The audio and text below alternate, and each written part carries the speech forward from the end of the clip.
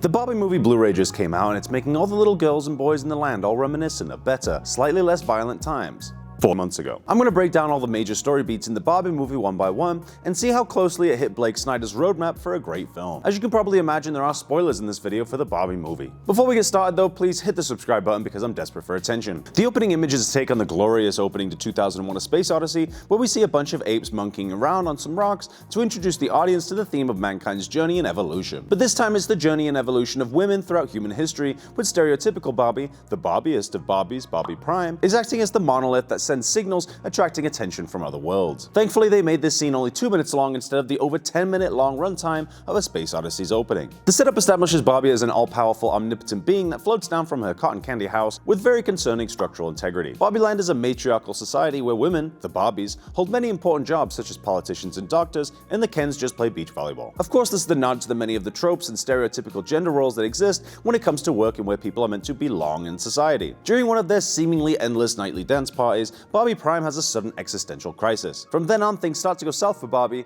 which brings us nicely into our B story. We're introduced to the B story when we see OG Barbie's world start to fall apart around her. She's hungover or something, her pretend playhouse aesthetic doesn't work anymore, her auto toast is malfunctioning, she has flat feet, but worst of all, her invisible milk is spoiled. It's around this point where we start to understand the Barbie team's relationship with the norms of society and power dynamics in Barbie Land. To put it simply, Barbie Prime has to go on a journey to learn that it's not about being as pretty and perfect as possible, but it's about being real. This then informs the solution for Act 3. More on that later. The B story is designed to take our attention away from the A story, which in this case, of course, is repairing the tear in the membrane between Barbie Land and the real world. Typically, the primary theme is stated in some way within the first act, specifically page 5 on the screenplay according to Blake Snyders. It's tough though to find a definitive statement of the theme during Act 1 in this one. The writers did a good job organically working the themes into the setting and the characters, and the over-the-top aesthetic and colors make the central themes pretty obvious. The closest I probably got was this scene later on when Barbie says, "Maybe all the things that you thought made you you aren't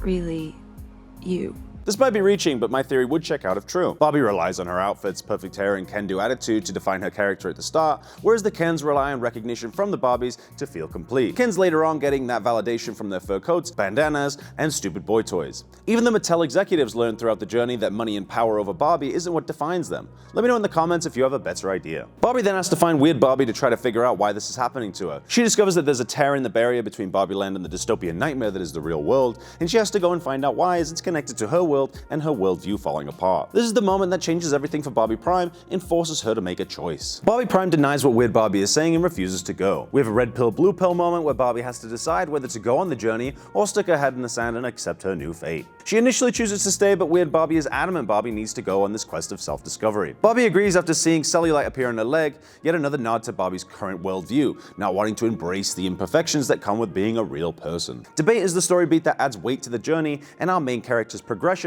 by forcing them to come out of their shell and change for the better. Barbie then leaves her old thesis world and travels to the antithesis world, the real world, to try to solve the problems presented in the A story, the rift opening up and ruining Barbie Prime's primeness. This marks the start of the journey where our characters go through as they start to travel from the thesis world to the antithesis world, then back to the thesis world again with their newfound perspective. In most movies, this is theoretical. Old and new worlds much of the time are implied, but in this case, our characters are literally traveling between worlds. Barbie and Ken exploring the real world is definitely the fun and games point of this movie. Barbie finds out the immeasurable cruelness of middle school children, with the most insufferable demon child just happening to be the daughter of Barbie's play person. People are laughing at their incredibly loud outfits, construction workers aren't friendly women who smile and wave at Barbie, and gender roles are practically reversed. Jeez, you would think a construction site at lunchtime would be the perfect place for a little woman power, but this one was so male. Ken is introduced to the idea of masculinity through buff, sweaty dudes, and they both discover the difference in cultural norms with men and women in the real world and the potential for change in their own. Our midpoint is when Barbie returns to Barbie Land with her play person, I'm just gonna go with that, but then find out that the Kens not only have taken over Barbie Land as some Andrew Tate dweebs, but have also hypnotized all the Barbies to fit in with the real world's nonsense stereotypical ideas of where women should fit in. We're introduced to a ticking clock by finding out that the Kens have 48 hours before they completely take over Barbie Land. Get ready, kids, because in 48 hours, Barbie Land becomes Ken Land.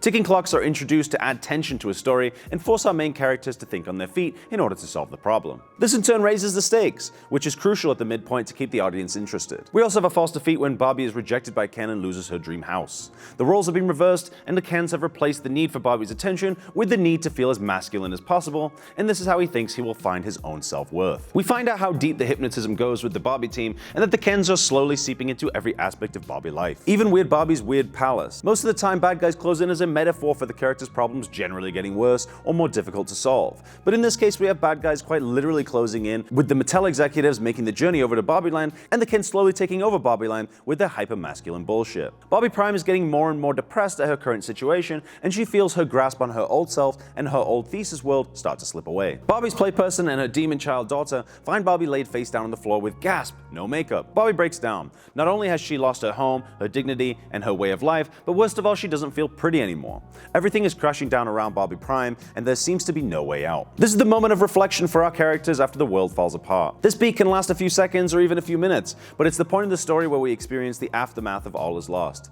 Playperson sees the devastation on Barbie's face and decides to rally the group and Barbie Prime with an impassioned speech about womanhood and the tribulations of being female in a male-dominated society, and pressures women go under daily to fit in with everybody's ideas of how they should be. This is a nice way of blending the two worlds together and taking some of the lessons Playperson has learned in the real world and applying it to Barbie Land. Barbie is sobbing at the start, but slowly starts to listen. Much of the time during Break Into 3, the B story tends to find its way back around and informs the solution to the A story, which definitely happens in this case. The B story being Barbie's relationship with typical gender norms, and with Barbie making this realization that real is better than perfect, the team uses Barbie therapy to unbrainwash the rest of the Barbies. This is probably my biggest gripe in an otherwise excellent movie. I wish they'd come up with a better solution to unbrainwash the Barbies, as this feels like a slightly cheap method. Almost as if they had written the Barbies' master plan to secretly trick the Kens and the finale before coming up with this method to unbrainwash them in a van one by one. I guess it was a nice way to incorporate the central themes of the movie, but I digress. This moves us into Act 3, where Barbie meets her greatest enemies, corporate executives, and toxic alpha male nonsense. Much of the time in movies, the writers incorporate some common mini story beats within the finale to increase not only the build-up, but the tension within the big climax at the end. The Barbie movie definitely hits at least a couple of these,